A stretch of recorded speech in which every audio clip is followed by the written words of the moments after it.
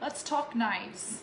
We have two options that I use in my kitchen, Pampered Chef, forged or the Pampered Chef color-coded ones. And here's the current design of the color-coded ones. So I picked a knife from each set that is the same kind of knife. So here we have the forged and here we have the color-coded.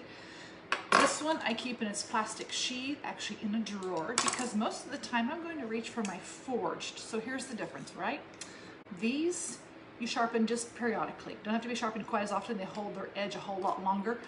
There is a honing tool that we have you can get with the set when you purchase the forged knife cutlery set, and you can easily hone, which basically is bringing that into that fine tuning of that edge. Sharpening is actually removing metal to recreate a new edge. So there's a difference between honing and sharpening. Honing is just fine tuning that. Sharpening is actually removing metal to recreate a new edge. And so with this one, we can hone with this tool. It is best to actually have it professionally sharpened. That way you can get the right angle on that edge. So, and usually most sharpeners, I think around $1 an inch, somewhere in there. I'm not real sure. Kind of, you can check prices in your area and see what happens. So there's the forged. This one also, the handle has a bit of that wood look to that. So food grade mineral oil, a little bit of that, rub it on there and helps keep that wood in good shape so it doesn't shrink, which it can shrink actually, okay? All right, so another thing too, the color coded knives. Maybe you like these better. They have a lower price point, again, only a 1-year guarantee versus a lifetime guarantee on the forged. These can be sharpened anytime, and for that I do recommend getting a tool like the multi-blade sharpener so that you can sharpen your color coded with this end. It has a double angle on that, so that's what you can do, double beveled tools with that, like the food chopper. There's even a little icon on there for that, or the blades, or the other end has just one beveled edge, and you would do like our manual food processor with that, the blades with that, and then also our professional shears. So, okay, a couple of options there. So there's that. Now, how do I keep my knives in good shape? Regardless of which one I choose to use, how do I keep them in good shape?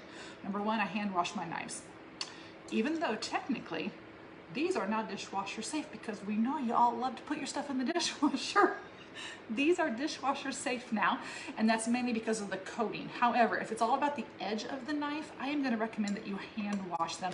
In fact, I'm actually particular enough in my kitchen, I put the knives beside the sink. I avoid putting them in the sink because in the sink means they're going to knock up against other dishes in the sink, get knocked around from doing other things in the sink, and it causes damage to the edge. I don't want that to happen. Another thing that I do to help protect my knife edge is to use a cutting board that can be sanded.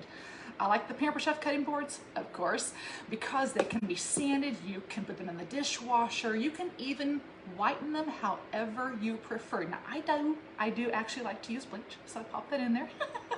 Anyway, I can feel that this one is getting kind of rough. It's almost time for me to have my husband sand it. So how does he do that? He'll take an electric palm sander and about 120 grit sandpaper with that, and he will be able to smooth that back out, and it looks so much better. Okay, so there's my little tips for you. I could share all kinds of life tips as well. I really love being able to be in person with people, but for now, hopefully what I share with you can help benefit you as you get good use from your knives. And like I said, remember, hand washing I think is the best thing to do that. You might even dry them right away, totally up to you. And use a cutting board that can be sanded. If it cannot be sanded, it's probably not a good cutting board for your knives. It's like protecting the life of your knife. If you don't have a kitchen sponsor, like chefs we see on TV, then you want to protect that and keep your knives working well. Y'all have a blessed day. We'll talk to you later.